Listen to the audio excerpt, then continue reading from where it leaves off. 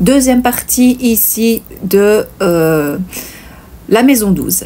Alors, qu'est-ce qu'on pourrait dire d'autre sur la maison 12? Alors, c'est aussi la maison des dons médiumniques. Hein. Ça pourrait aussi très bien être vraiment un niveau, je vais dire, de dons sensoriels vraiment assez fort développé.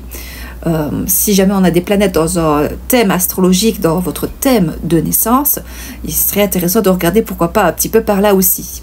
Mais il n'y a pas que des planètes en maison 12 qui peuvent parler de ça, mais c'est déjà un signe qui peut vraiment donner pas mal d'indications.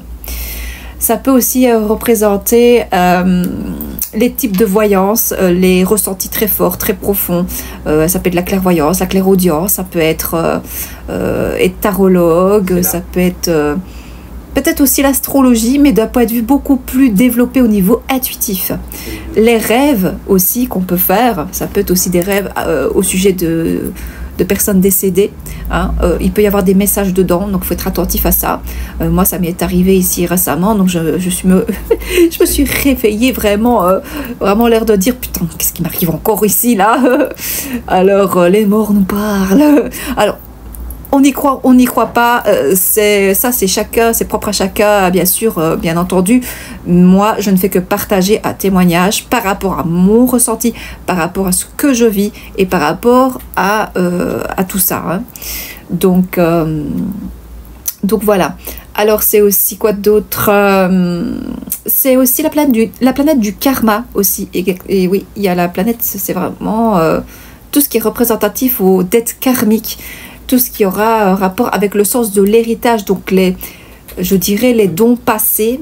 Alors quand je dis les dons passés, c'est-à-dire qu'on pourrait dire que la maison 12 pourrait représenter nos vies antérieures, si on y croit à la vie après la vie. Mais là-dessus, il y a un truc où c'est pas mal d'y penser, pourquoi pas. On n'y croit pas, hein. Ça vous allez peut-être me le dire en commentaire. Hein.